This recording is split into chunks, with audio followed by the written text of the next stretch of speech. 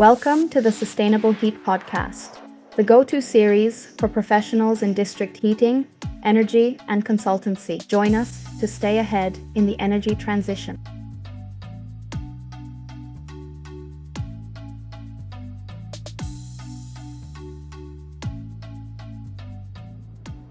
All right, so get ready, because today we're going to dive deep into something that's a little hotter than you might think. Oh, really? Literally, yeah.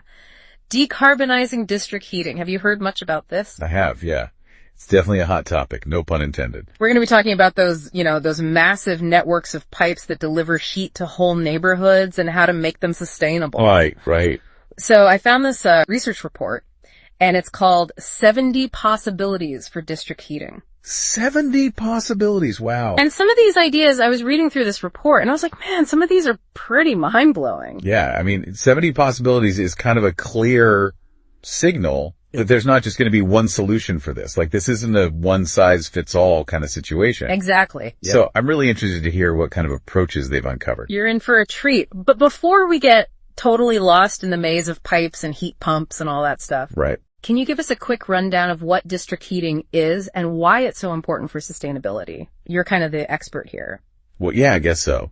So, district heating. Just imagine like a central heating system, but instead of just like warming up your house, it's warming up a whole neighborhood, or maybe even a whole city. Wow. That's district heating. It's all about delivering heat efficiently to multiple buildings from one centralized source. Gotcha. And the beauty of this is that you can use a whole variety of sources to generate that heat, including some really innovative renewable options, which we're going to be exploring today. Awesome. So it's like swapping out like dozens of individual furnaces for one big super efficient system. Exactly. That sounds like a win for the environment. Right? Yeah, definitely a win for the environment. And it's catching on globally. Europe's actually leading the way, mainly because of the EU's carbon reduction targets. For 2030, they're really pushing the boundaries of what's possible in this field. That makes sense. Speaking of global context, the report mentioned that while we are seeing some cool projects pop up in North America, the biggest markets like China and Russia, they seem to be lagging behind a little bit when it comes to, ditching fossil fuels. Yeah, their reliance on like coal and natural gas, it's pretty deeply entrenched.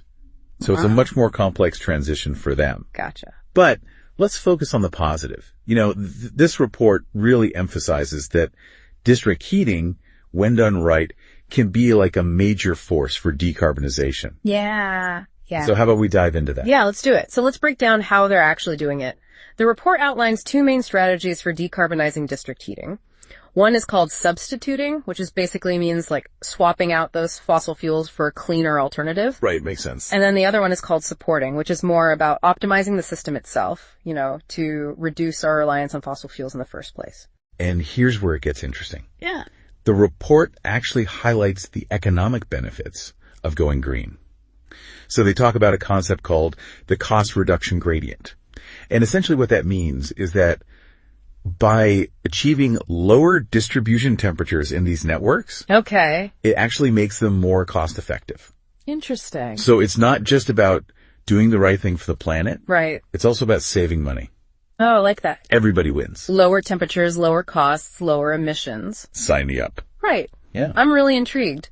So you ready to get into some of these 70 possibilities? I think so. I'm ready. Are you ready? I'm ready. Obviously, we can't go through all 70, but I think we pulled out some of the most intriguing and impactful examples to give you a sense of just how diverse and ingenious these solutions actually are. Yeah. And I really like how the report groups these possibilities by theme.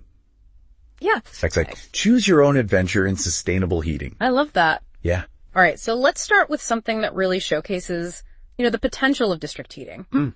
Using heat smarter. Yeah, using heat smarter. So we're not just delivering heat, we're thinking about, how do we maximize its value? Exactly. One example that really stood out to me was using district heating to power biogas production. Oh, yeah, that's a good one. Wait, so we can use the heat to create even more renewable energy. Yeah, it's like a domino effect of sustainability. Yeah. So you use district heating to power the biogas production process, and that frees up more biogas for other uses, like powering vehicles or generating electricity. It's a really clever way to amplify the impact of renewable energy.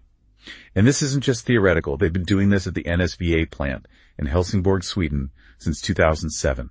Wow, that's a while ago. Yeah, 2007. It's been around for a minute. That's awesome. What other clever connections did they come up with? Well, one that really stood out to me was the potential for using excess heat from district heating to power greenhouses for food production. Hold on, wait. We can grow food in the middle of winter using, like, waste heat from buildings. Yeah. Imagine fresh, locally grown produce. That's awesome. Even in colder climates, all powered by sustainable heat. Yeah. It's a win-win for the environment and for food security. Yeah, that's amazing. And researchers have been looking at this idea for over a decade. There was this research by Nelson and Nimmermark back in 2013. Okay, wow. And they were already looking into this. So that's two incredible ideas already. What else do they have up their sleeve when it comes to using heat smarter? Well, another one that could be really transformative is using high temperature heat pumps to generate steam from district heating. This could be a game changer for industries that rely heavily on steam for their processes, many of which are really hard to decarbonize. Okay, so we're talking about using renewable energy to create steam that can power, like, factories and industrial processes. That's huge. And there are companies already developing this technology. Yeah. There's a company called Seat. They've created something called therm boosters. Therm boosters. Yeah, I like it already. That's a good name. Which are high temperature heat pumps specifically for this purpose. Mm-hmm. And they've already implemented these in a gelatin factory and an industrial bakery. And they're getting great results. Wow, that's awesome. So we've got biogas production, urban greenhouses, and now industrial steam, all powered by sustainable heat. It's kind of crazy how versatile this technology is. Yeah, it really is. What else? Well, we haven't even touched on the potential for optimizing the system itself, like to just squeeze out every bit of efficiency. Right. And one of the ideas they talk about is this concept of right-sizing radiators. Right-sizing radiators. Okay. So I'm picturing like someone walking around with a measuring tape, making sure every radiator is just the right size. Yeah, that's a pretty good visual, actually. Okay. It's all about analyzing the existing radiator systems in buildings and figuring out how to optimize them for maximum efficiency. And there was a study in 2017 by a company called Poseidon in Gothenburg, Sweden. And they found that even small adjustments can make a big difference. Wow. You know, ensuring that radiators are the right size for the space they're heating and adjusting flow rates can lead to significant energy savings. Okay, so it's not just about the source of the heat. It's also about making sure we're using it as efficiently as possible within each building, too. Exactly, yeah. Wow, that's great. All right, what else? So that brings us to another exciting aspect of district heating, connecting customers in smarter ways. Okay, this is where things start getting really futuristic, I imagine. Yeah, you're not wrong. So the report talks about these things called flat substations. Flat substations? Which are individual control panels for each apartment. Okay. In multifamily buildings. So instead of just having one thermostat for, like, the whole building, each apartment has its own, like, personalized control system. Precisely, yeah. Wow. And that gives residents way more control over their own heating. Yeah. And it helps avoid those situations where, you know, one person is freezing while another is sweating. Right, right. Plus, it can lead to significant energy savings. And they highlight a really cool example called the Explorian Passive House Solution, which was implemented in Lund, Sweden back in 2020. Really? Yeah. Wow. It seems like a great way to kind of balance comfort and efficiency. Yeah, it is. What other customer-focused innovations did they come up with? Well, building on that idea of individual control, the report also highlights the potential of what they call smart substations. Smart substations. Yeah. And these are essentially like digital gateways that allow for real-time monitoring and control of the entire district heating network. Hold on. So it's like having a brain for your heating system. Like it's constantly analyzing data and making adjustments to optimize performance. That's a great way to put it. Yeah. Wow. So it allows for a much more like responsive and efficient network, able to like adapt to changes in demand and like weather conditions. Right. That's amazing. Stockholm Exergy was already piloting this back in 2021, demonstrating just how powerful this technology can be. Yeah. It's pretty impressive.